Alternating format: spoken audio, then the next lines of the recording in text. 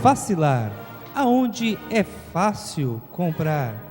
É a loja do Augustinho, Avenida Daniel Comboni, 1655.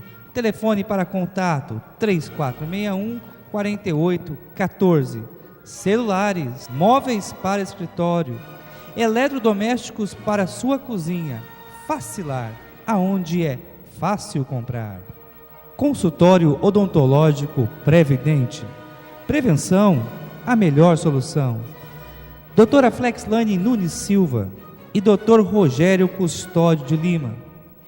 O consultório Previdente fica na Avenida Castelo Branco, 324, Jardim Tropical. Telefone para contato 3461-2062. Celular 9261-2143. Auto Posto Montana. Troca de óleo, combustíveis de qualidade, lubrificantes, pneus para suas motos e um serviço personalizado.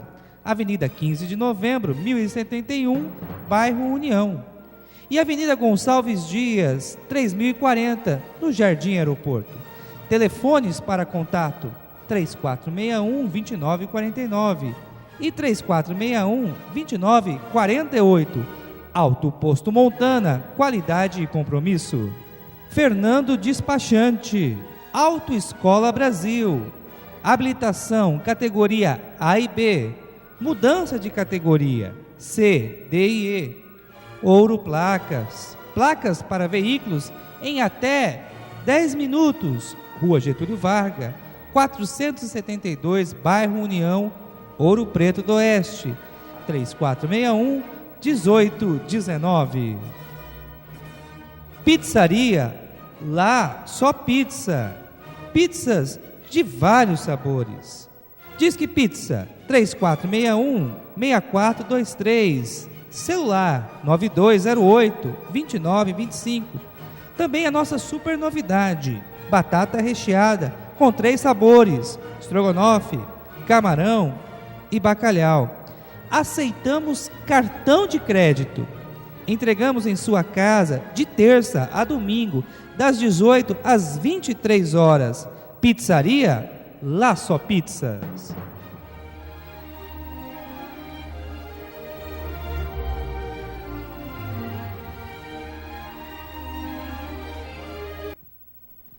Olá, bom dia. Está no ar o programa Pare para Pensar. Este programa é um programa realizado pela Igreja Presbiteriana do Brasil, em Ouro Preto do Oeste.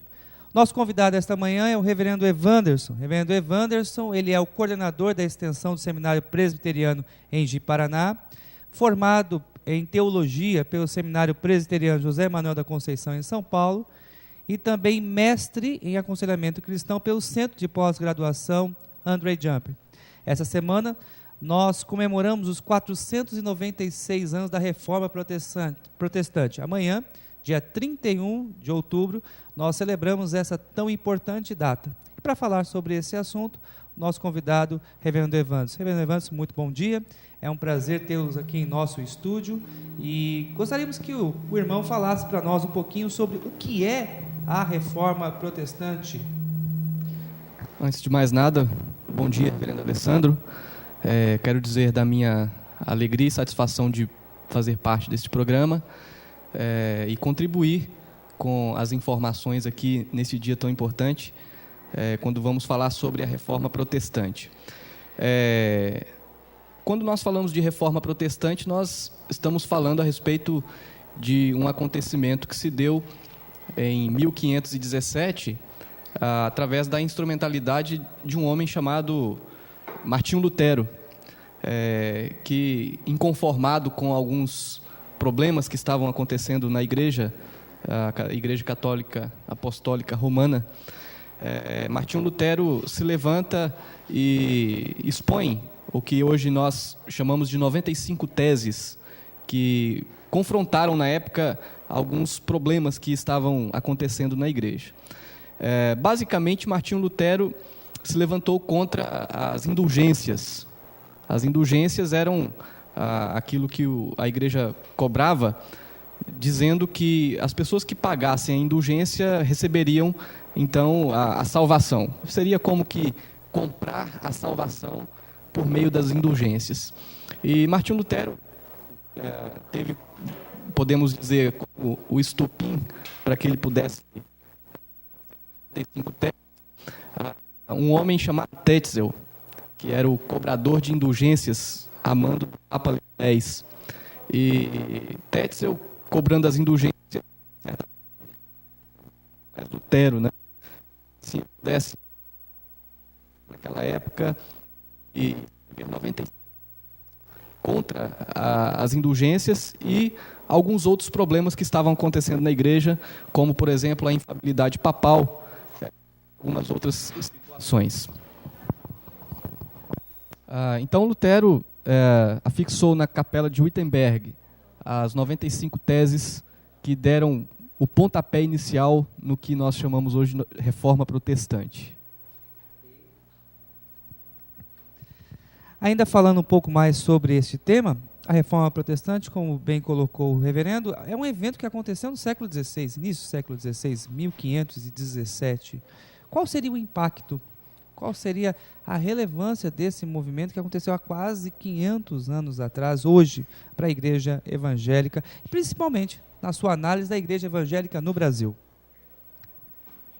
Sem dúvida, a importância ela é extremamente profunda e continua sendo atual. Creio que para a gente falar sobre a importância da reforma para os nossos dias, é importante a gente lembrar dos pilares da reforma protestante. Um deles é a sola Escritura, ou seja, somente a Escritura é a autoridade de Deus para a vida do ser humano em relação à sua vida com Deus. Outro pilar da reforma protestante é o que foi chamado de sola gratia, ou somente a graça, ou somente pela graça, o ser humano pode alcançar a salvação, e não há nenhum mérito no homem que possa levá-lo à presença de Deus, mas ele pode ser alcançado pela graça de Deus. Outro pilar é sola fides, também podemos, ou traduzimos como somente a fé, somente pela fé, o homem é justificado e o homem é levado à presença de Deus. E soli Deo glória, ou seja, a Deus somente a glória. Eu falei desses pilares da reforma para chegar na questão da importância da reforma para os nossos dias, até porque vivemos em dias em que o evangelicalismo, ou a propagação, ou o aumento do número de igrejas evangélicas, podemos dizer que é assustador. E com esse aumento de igrejas evangélicas, nós temos percebido a igreja evangélica, digamos, evangélica, e isso já, de certa forma, tem se tornado um termo até meio pejorativo nos nossos dias, mas essa igreja evangélica tem se distanciado desses pilares da reforma. Quando, por exemplo, pensamos em somente a graça, hoje nós vemos no meio evangélico a ideia de que o ser humano alcance a sua salvação pelos seus próprios méritos. Nós vemos hoje em dia que a pregação do evangelho não tem sido baseado na questão de somente a fé. Quando nós vemos em alguns segmentos evangélicos dos nossos dias, algo muito semelhante à venda de indulgências. As pessoas comprando a fé, né, ou supostamente comprando a fé. Nós temos aí nos nossos dias muitos mercadores da fé que têm cobrado dinheiro do povo, dando a esperança ou prometendo que através desta forma as pessoas possam alcançar os favores de Deus.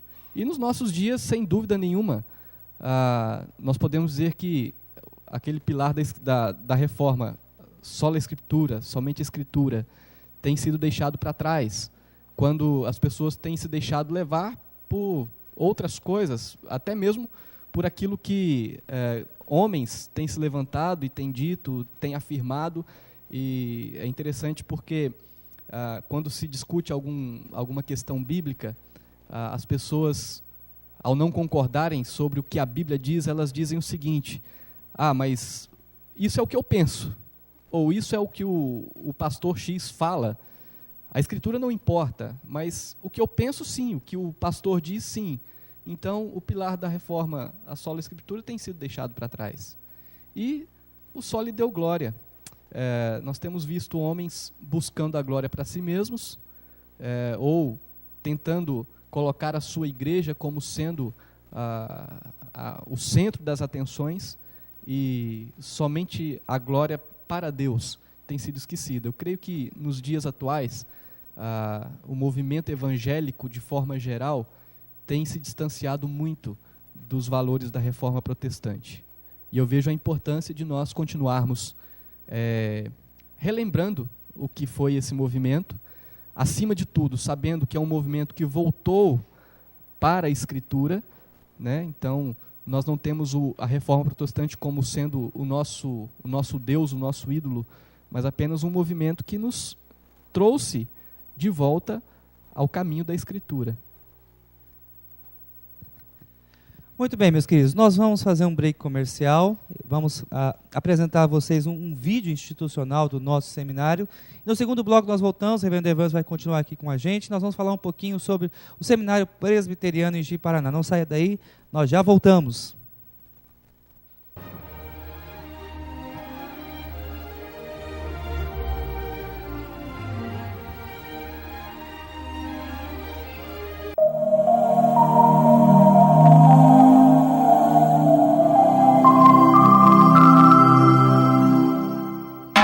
Seminário Presbiteriano Brasil Central em Ji-Paraná, Rondônia. A iniciativa tem como foco capacitar os alunos aos serviços da Igreja, seguindo as normas estabelecidas pela Junta de Educação Teológica da Igreja Presbiteriana do Brasil. Seja bem-vindo ao Seminário Presbiteriano Brasil Central, extensão em Ji-Paraná. Nós queremos que você, através desse vídeo, possa conhecer um pouco do trabalho que temos realizado no estado de Rondônia. Contamos com 2 modalidades de cursos. Curso básico de liderança. Com duração de 2 anos, temos como objetivo a formação específica, preparando os alunos com valor específico para o preparo de líderes para o serviço na igreja. Bacharelado em Teologia. Com duração de 5 anos, o curso de Teologia acontece de segunda a sexta, no período noturno. 100% do corpo docente são pastores de igreja. O nosso seminário tem como proposta formar o nosso aluno não apenas quanto aos seus conhecimentos, mas incluindo isto, o nosso seminário tem a proposta de formar os nossos alunos, primeiro, na área do conhecimento, na área acadêmica. Nós propomos que o nosso aluno seja bem formado academicamente, ou seja, tenha todo o conhecimento possível dentro das Escrituras. A proposta de que o nosso aluno seja treinado para o seu ministério. O nosso aluno, durante todo o seu curso, será avaliado nos seus ministérios. Ele faz os estágios nos quais ele recebe avaliações e assim ele pode se desenvolver e crescer na área ministerial. A nossa proposta é que o nosso aluno seja formado academicamente, espiritualmente e na sua prática ministerial.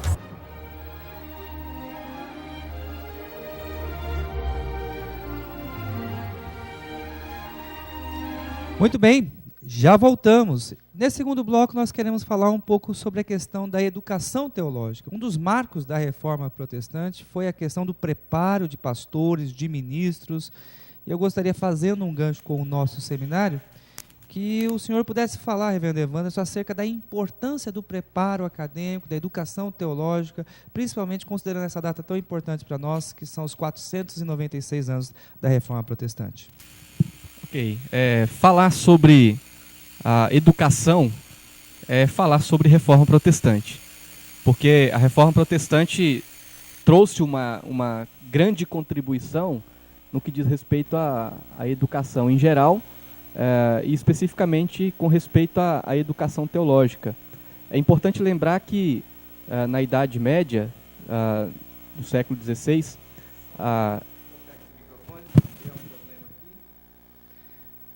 então falar da Reforma Protestante é falar de educação e especificamente sobre educação teológica. lembrando que no século XVI, na Idade Média, a igreja de então proibia os fiéis até mesmo da leitura da palavra de Deus. E o movimento da Reforma Protestante trouxe como bandeira, na época, a abertura da Escritura para todos os crentes, para todos aqueles que quisessem fazer a leitura da Bíblia, e foi mais além, entendendo que o ser humano não é uma dicotomia, ele não é, por um lado, só espiritual ou só secular, mas ele é espiritual em todo o seu ser, de maneira que tudo que ele faz deve ser feito para a glória de Deus. E dessa forma, os reformadores entenderam que o ensino, o estudo, era necessário para que esse ser humano pudesse glorificar a Deus, podendo desenvolver as suas habilidades culturais, sociais e também teológicas. Então, por exemplo, John Wycliffe, que foi um dos pré-reformadores, ele traduziu a Bíblia para a língua inglesa, abrindo para os crentes da sua nação. John Hus também, que viveu na Inglaterra, foi um marco importante em relação ao Novo Testamento de Tyndale, uma tradução muito conhecida nos dias atuais ainda. Nós temos Martinho Lutero, inclusive uma citação de Lutero que é muito importante, reverendo Alessandro, ele diz o seguinte: ainda que não houvesse alma, ou céu, nem inferno, seria necessário haver escolas para a segurança dos negócios deste mundo, como a história dos gregos e romanos claramente nos ensina. O mundo tem necessidade de homens e mulheres educados, para que os homens possam governar o país acertadamente e para que as mulheres possam criar convenientemente seus filhos, dirigir os seus criados e os negócios domésticos. Então é interessante a visão de Lutero sobre a educação. E apenas resumindo aqui, João Calvino, que foi o reformador na Suíça, já depois de Lutero, em Genebra, né, João Calvino teve como objetivo do seu ministério uma escola em cada igreja, com a finalidade de que todos pudessem ter acesso à educação. E João Calvino, por influência de um homem chamado Melanchthon, que foi também um reformador na Alemanha, que muito contribuiu com a questão da educação, ele foi o pai da reforma educacional na Alemanha. João Calvino, tendo contato com Melanchthon, ele pôde colocar em prática o seu desejo em relação à educação para todos e educação teológica.